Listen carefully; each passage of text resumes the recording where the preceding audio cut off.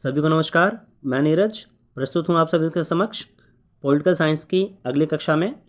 आज हम करने जा रहे हैं एनसीईआरटी का कक्षा 6 का पाठ 8 ग्रामीण क्षेत्र में आजीविका। इससे पहले 7 पाठ तक प्लेलिस्ट तैयार की जा चुकी है। आप प्लेलिस्ट में जाके देख सकते हैं सामाजिक एवं राजनीतिक जीवन की कैटेगरी में। ठीक है, ये जो सीरीज़ चलाई जा रही है यह आपके जीके जीएस के जहाँ भी क्वेश्चन पूछे जाते हैं वहाँ इस लाभदायक है ये सीरीज़। और स्पेशली अगर मैं बात करूँ तो सीटेट का जो पेपर सेकंड होता है जहाँ पर 60 नंबर के एसएसटी के प्रश्न आते हैं वहाँ ये सीरीज़ लाभदायक होने वाली है, बहुत लाभदायक। क्यों? क्योंकि यहाँ पर जो एक्स्ट्रा डाटा है वो आपको प्रोवाइड नहीं किया जा रहा है, केवल टू द पॉइंट नोट्स के रूप में चीज़ें प्रोवाइड की जा रही हैं जहाँ से आपके क्वेश्चंस डायरेक्टली देखने को मिलते हैं। ठीक है, और यहाँ से क्वेश्चंस आए भी हुए हैं तो आपको टू द पॉइंट नोट्स के रूप में ये प्रोवाइड किया जा रहा है। ठीक है, तो जो एग्ज़ाम में आपके लिए बहुत ही लाभदायक सिद्ध होगा। चलिए, समय को नष्ट ना करते हुए सीधा अपने हम पॉइंट पर चलेंगे और स्टार्ट करेंगे अपना ये चैप्टर।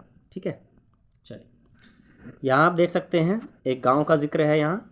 ठीक, चलिए कलपट्टू गांव। ठीक है, ये आपको ध्यान रखना है कलपट्टू गांव कौन से राज्य में है। यहाँ से क्वेश्चन बना भी हुआ है और इन फ्यूचर भी बन सकता है। ये आपका तमिलनाडु में, कहाँ पर है? तमिलनाडु में, याद रखिएगा कहाँ पर है। और ये समुद्र तट के पास है एक गांव कलपट्टू। यहाँ लोग कई तरह के काम करते हैं दूसरे गांवों की तरह।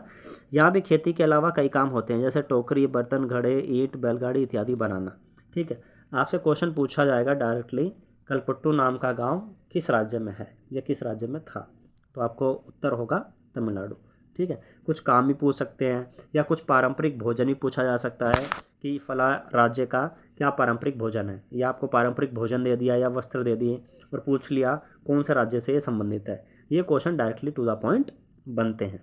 ठीक, आगे देखेंगे कलपट्टू के कुछ लोग नर्स, शिक्षक, धोबी, बुनकर, नाई, साइकिल ठीक करने वाले और लोहार के रूप में अपनी सेवाएं देते हैं। ये थोड़ा जनरल डाटा है, यहाँ इतना इंपॉर्टेंट नहीं है। जहाँ में इंपॉर्टेंट होगा वहाँ मैं आपको मेंशन कर दूंगा। ठीक है ना, लेकिन इनसाइट बनाने के लिए थोड़ी सी नॉलेज होनी ज़रूरी है। ठीक, जो मुख्य देखिए यहाँ कुछ दुकानदार व व्यापारी भी हैं। जो मुख्य गली है वह बाज़ार की तरह दिखती है, उसमें आपको तरह तरह की कई छोटी दुकानें दिखेंगी जैसे चाय, सब्जी, कपड़े की दुकान आदि। ठीक है, तो ये सब चीज़ें आपको नज़र आ जाएंगी वहाँ पर। ठीक, आगे देखिए दो दुकान बीज और खाद की भी है, 4 दुकानें चाय की जहाँ टिफ़िन भी मिलता है। ठीक है, इस टाइप से आपको डाटा प्रोवाइड दिया गया है यहाँ पर। ठीक, तो ये इतना इंपॉर्टेंट नहीं है। ठीक, इंपॉर्टेंट क्या था? ये डाटा। ठीक, और जो मैं ये कराने जा रहा हूँ ये डाटा इंपॉर्टेंट होने वाला है, इसको आपको अच्छे से समझना है। चलिए यहाँ देखिए ये डाटा इंपॉर्टेंट है आपका, जहाँ इंपॉर्टेंट होगा वहाँ मैं मेंशन कर दूँगा आपका। ठीक, देखिए टिफ़िन का मतलब है खाने पीने की हल्की फुल्की चीज़ है। ठीक है, इसको हटाइए आप। अब ये देखिए यहाँ पर सुबह इडली, डोसा व उपमा मिलता है और शाम के नाश्ते में क्या खाते हैं यहाँ के लोग? वड़ा, बोंडा और मैसूर पाक। आपको इसमें से खाना दे देगा, जैसे इडली डोसा दे दिया बोल और हाँ, पूछ लिया भाई कहाँ के लोग इसको खाते हैं, 3-4 गाँव के नाम दे दिए। तो कौन सा गाँव का नाम याद रखना है आपको? इस गाँव के नाम याद रखना है आपको, कलपट्टू। ठीक है ना, इसलिए इम्पोर्टेंट है, इसलिए मैं डाटा यहाँ पे लेके आया हूँ। यहाँ से क्वेश्चन बना भी हुआ है, इन फ्यूचर भी बन सकता है, टू द पॉइंट चीज़ें आएंगी यहाँ से। ठीक, तो ये हो गया सुबह का और ये हो गया शाम का। इस टाइप से भी याद कर लीजिएगा। वैसे इतना डीप वो जाएगा नहीं, लेकिन फिर भी आप एक लेवल ऊपर की तैयारी करेंगे तो ज़्यादा बेटर रहेगा। ठीक है, चलिए बाकी इसके आगे ज़्यादा इंपॉर्टेंट नहीं है इसलिए उसकी चर्चा नहीं करेंगे।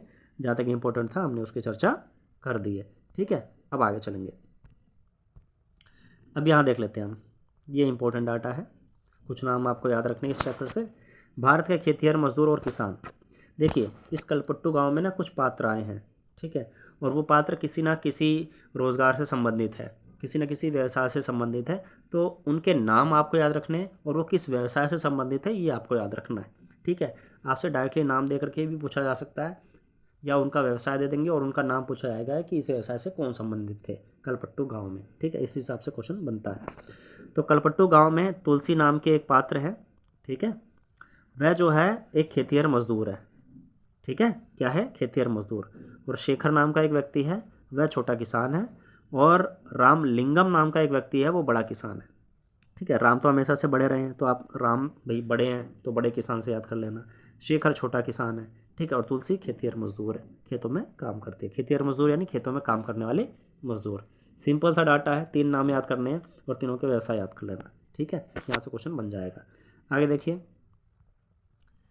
भारत में प्रत्येक 5 ग्रामीण परिवारों में से लगभग 2 परिवार खेतिहर मजदूर के हैं, जो खेतों में काम करते हैं। ऐसे सभी परिवार अपनी कमाई के लिए दूसरों के खेतों पर निर्भर रहते हैं, है ना। अब अपने खेत पे थोड़ा ना काम करेंगे, दूसरों के खेतों में जो जाके काम करते हैं वही ये खेतिहर मजदूर, है ना।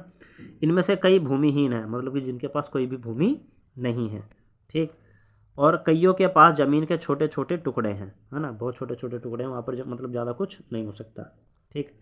आगे देखिए, आगे कह रहा है, जस्ट 1 सेकेंड, ओके। आगे कह रहा है शेखर जैसे छोटे किसान, अभी हम पढ़ के आए ना, शेखर क्या है, छोटा किसान है, ठीक। शेखर जैसे छोटे किसानों को लें तो उनकी ज़रूरतों के हिसाब से खेत बहुत ही छोटे पड़ते हैं। भारत के 80%, ये डाटा याद रखेगा, भारत के 80% किसानों की ही यही हालत है, जो छोटे किसान हैं, ठीक। भारत में केवल 20% किसान रामलिंगम जैसे बड़े किसानों की श्रेणी में आते हैं। तो ये डाटा याद रखना है, ठीक है। 20% बड़े किसान, 80% छोटे किसान। क्लियर है, टू द पॉइंट देखेंगे चीज़ों को, आगे चलेंगे। देखिए यहाँ पर नागालैंड की सीढ़ीनुमा खेती का जिक्र था, तो इम्पोर्टेंट है ये फैक्ट, यहाँ से क्वेश्चन बना हुआ है, आगे भी बन सकता है, तो इसलिए मैं लेके आया हूँ, आप देख लीजिए एक बार। नागालैंड की सीढ़ीनुमा खेती, आपको पता होना चाहिए सीढ़ीनुमा खेती क्या है, ठीक है। यह एक गांव है जिसका नाम है चिजामी। क्या नाम है इस गांव का, नाम याद रखिएगा, चिजामी। कहाँ पर है, नागालैंड में है। कहाँ का गांव है, नागालैंड का, याद रखना। और कलपट्टू कहाँ का गांव है, तमिलनाडु का। क्लियर है दोनों चीज़ें, ठीक। यह नागालैंड के फेक ज़िले में है, ठीक है। क्या नाम है, फेक, भाई ये वो वाला फेक नहीं है, नकली वाला, ठीक है। इस ज़िले का जो नाम है वो फेक है, ठीक है, फेक ज़िले में है ये गाँव, ठीक। नेक्स्ट, इस गाँव में रहने वाले लोग चखेसंग समुदाय के हैं। अब समुदाय का नाम पूछ ले या समुदाय का नाम दे दे और पूछ ले कौन से राज्य से संबंधित है, ठीक है। चखेसंग कहाँ से है, नागालैंड का समुदाय है। क्लियर है, याद रखिएगा, ये चीज़ें इंपॉर्टेंट है और यही क्वेश्चन कंफ्यूज कर देते हैं, ठीक है। अगर आप पढ़े रहेंगे, रिवाइज किए रहेंगे तो दिक्कत नहीं आएगी, ठीक। चलिए आगे देखेंगे, ठीक है। तो जो चखेसंग समुदाय है वे सीढ़ीनुमा खेती करते हैं। इसका मतलब क्या है, अब सीढ़ीनुमा खेती का मतलब देख लीजिए क्या है। देखिए, पहाड़ी की ढलाऊ जमीन को छोटे छोटे सपाट टुकड़ों में बांटा जाता है और उस ज़मीन को सीढ़ियों के रूप में बदल दिया जाता है। जो ज़मीन होती है ना, सीढ़ियों के रूप में लेवल के हिसाब से बदल दी जाती है, ठीक है, ऐसे ऐसे लेवल के हिसाब से बदल दी जाती है, ठीक। और प्रत्येक सपाट टुकड़े के किनारों को ऊपर उठा दिया जाता है। जो उसका नीचे के हिस्सा होता है ना, किनारे, उसको ऊपर उठा देते हैं। क्यों करते हैं ऐसा, जिससे पानी उसमें भरा रहे, ठीक है। अगर खेती करोगे आप, पानी नहीं मिलेगा, उसको पानी डालोगे आप, बह जाएगा, तो कैसे होगा, है ना। फसल को पानी नहीं मिलेगा तो कैसे होगा, ठीक है, फसल बड़ी नहीं होगी, पकेगी नहीं, है ना। तो पानी को ठहरे रहने के लिए वहाँ पर जो किनारा हिस्सा है ज़मीन का, उसको ऊपर उठा दिया जाता है, ठीक है। चलिए आगे देखिए, आगे कह रहा है जिससे उसमें पानी भरा रहे। यह चावल की खेती के लिए सबसे अच्छा है, ये याद रखना आपको, ठीक है। सीढ़ीनुमा खेती कौन सी फसल के लिए सबसे बेस्ट है, तो आपको क्या याद रखना, चावल की खेती। मोस्ट इंपॉर्टेंट है, क्वेश्चन बना हुआ है, ठीक है। इसलिए टू द पॉइंट चीज़ों की बात यहाँ पे हो रही है। चावल की खेती के लिए सीढ़ीनुमा खेती बेस्ट है एकदम, ठीक। आगे देखेंगे, आगे कह रहा है चिजामी के लोगों के पास अपने अपने खेत हैं, लेकिन वे इकट्ठे होकर एक दूसरे के खेतों में भी काम करते हैं। आज करा के देख लीजिए ऐसे, ठीक है। इतनी संवेदनहीनता हो चुकी है हमारे समाज में कि क्या ही कहें, ठीक है। पहले के लोग मिलजुल कर काम करते थे ये मेरा पर्सनल पॉइंट ऑफ व्यू है, ठीक है। लेकिन संवेदनशीलता कहीं ना कहीं समाप्त होती जा रही है और संवेदनहीनता उसका स्थान लेती जा रही है, ये तो आप लोगों को मानना पड़ेगा, ठीक है ना। पहले के समय में देखिए कैसे होता था, वह 6 से 8 लोगों का एक समूह बनाते और इकट्ठे मिलकर पहाड़ के एक हिस्से पर घास पतवार साफ करते हैं, ठीक है। जब दिन का काम खत्म हो जाता है तो सारा समूह इकट्ठे बैठकर खाना खाता है। ऐसा कई दिनों तक चलता रहता है जब तक काम खत्म नहीं हो जाता, है ना। तो सोचिए उस समय मतलब कितनी सामुदायिक भावना थी, लोग एक दूसरे के साथ रहते थे, काम करते थे एक साथ, ठीक है। और आज का समय ऐसा हो गया है, लोग एक दूसरे के पास बैठने को राज़ी नहीं है ना। हाँ, मोबाइल आविष्कार या अभिशाप क्या कहें इसको, ठीक है। देखिए मोबाइल ने कहीं ना कहीं हमारे लाइफ में काफ़ी चेंज लाया है, ठीक है, उसका काफ़ी बेनिफिट भी हुआ है, लेकिन मेरे हिसाब से ये मेरा पर्सनल पॉइंट ऑफ व्यू है, जितना बेनिफिट नहीं हुआ है, ठीक है, उतना नेगेटिव चीज़ें ज़्यादा रही हैं मोबाइल की, ठीक है, ये मेरा पर्सनल पॉइंट ऑफ व्यू है ना। चलिए कोई बात नहीं, हम अपने टॉपिक पे आएंगे। अब यहाँ देखिए एक इम्पोर्टेंट फैक्ट दिया गया है, इसलिए मैं इसको लेके आया हुआ हूँ। अब देखिए एक स्थान का नाम और है पुदुपेट, ठीक है, ये कलपट्टू से ज़्यादा दूर नहीं है ना, कलपट्टू गांव से ज़्यादा दूर नहीं है, उसी के आसपास है पुदुपेट नाम का स्थान। यहाँ लोग मछली पकड़कर अपनी आजीविका चलाते हैं, उनके घर समुद्र के पास होते हैं और वहाँ चारों ओर जाल और कैटामरेन, ये शब्द याद रखना है, ये जो लेके आया हूँ मैं फैक्ट इसी के लिए लेके आया हूँ, ठीक है। तो आप यहाँ देख सकते हैं ये कैटामरेन, ये वर्ड बहुत इंपॉर्टेंट है यहाँ पर। ये क्या होता है, मछुआरों की खास तरह की छोटी नाव है ये, ठीक है, तो इस शब्द को आपको याद रखना है, कैटामरेन, ठीक है, क्या है, मछुआरों की खास तरह की छोटी नाव है, ठीक है। इसकी पंक्तियाँ आपको देखने को मिल जाती है, कहाँ पर देखने को मिल जाती है, कौन से स्थान का नाम है, पुदुपेट, इस स्थान का नाम याद रखना है, और कहाँ पर है, कलपट्टू से ज़्यादा दूर नहीं है, मतलब कलपट्टू के ही आसपास है। क्लियर है।